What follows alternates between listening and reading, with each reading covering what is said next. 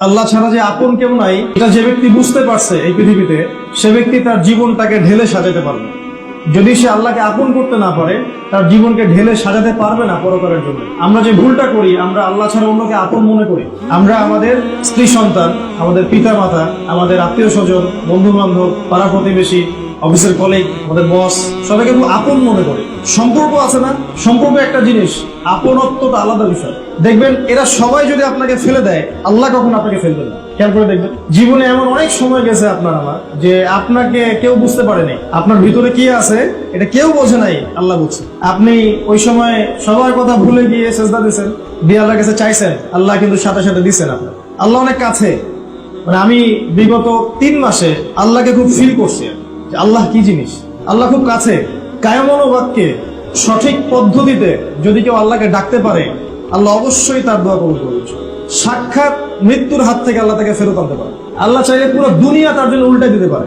আল্লাহ সব করতে পারে, আর কারো কোনো কিছু করার ক্ষমতা নেই। আমার নিজের প্রতি নসিহত এবং আপনাদের প্রতিও, যে আল্লাহকে আপন করে নেন, দুনিয়াতে সফল হয়ে যাবেন, পরকালে সফল হয়ে যাবেন ইনশাআল্লাহ। আল্লাহকে আপন করে নিতে পারলে মনে কোনো কষ্ট থাকবে না, আপনার মনে কোনো কষ্টই থাকবে না, কারণ আপনি দুনিয়াতে যা করছেন শুধু আল্লাহকে সন্তুষ্ট করার জন্য করছেন। এই জন্য কেউ আপনাকে ভালো বলুক বা খারাপ বলুক, কেউ সন্ত্রাসী বলুক, কেউ জঙ্গি বলুক, কেউ আপনার কথা বুঝুক বা না বুঝুক, কেউ আপনার পাশে থাকুক বা না থাকুক, আপনি আল্লাহকে পাবেন।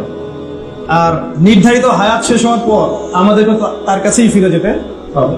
বুদ্ধিমান সেই ব্যক্তি যে দুনিয়াতে আল্লাহকে আপন করতে পারছে। তো চলেন সেই চেষ্টা করি। লা ইলাহা ইল্লাল্লাহের অনেক ব্যাখ্যা আমি অল্প সময় অল্প কয়েকটা বললাম। আরেকটা অংশ আছে আমাদের মুহাম্মাদুর রাসূলুল্লাহ সাল্লাল্লাহু আলাইহি ওয়াসাল্লাম। এটা হচ্ছে যে আল্লাহকে সন্তুষ্ট করার জন্য, আল্লাহকে পাওয়ার জন্য মুহাম্মদ সাল্লাল্লাহু আলাইহি ওয়াসাল্লাম ছাড়া অন্য কোনো তরিকা নাই।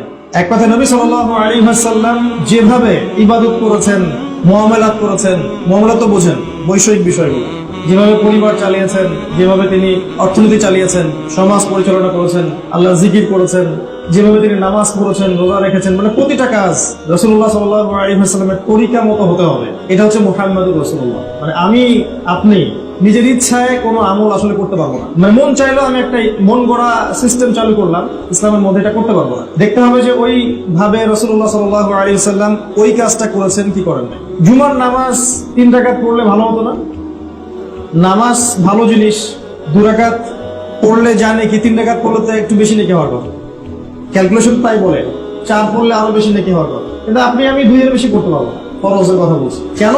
কারণ রাসূল সাল্লাল্লাহু আলাইহি ওয়াসাল্লাম এটাকে অনুমোদন দিয়েছেন, অন্য কিছু অনুমোদন দেন নাই। প্রতিটা ইবাদত, রোজা শাবান মাসে রাখা যায় না, রমজান মাসে না রেখে, বা রমজানও রাখলাম আবার আগে পিছে 2 মাস রাখলাম, 3 মাস, ভালো কাজ তো।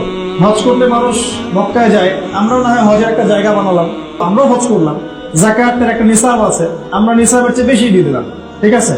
প্রতিটা কাজ দেখবেন ইবাদত, ভালো ভালো ইবাদত, এগুলোকে বাড়াবেন কমাবেন এই ইখতিয়ার আপনার আমার নাই। আমি ফরজ ওয়াজিবের কথা বলছি, আপনি নফল করতে পারেন, আলাদা বিষয়, সুন্নাত তো করবেনই মাশাআল্লাহ।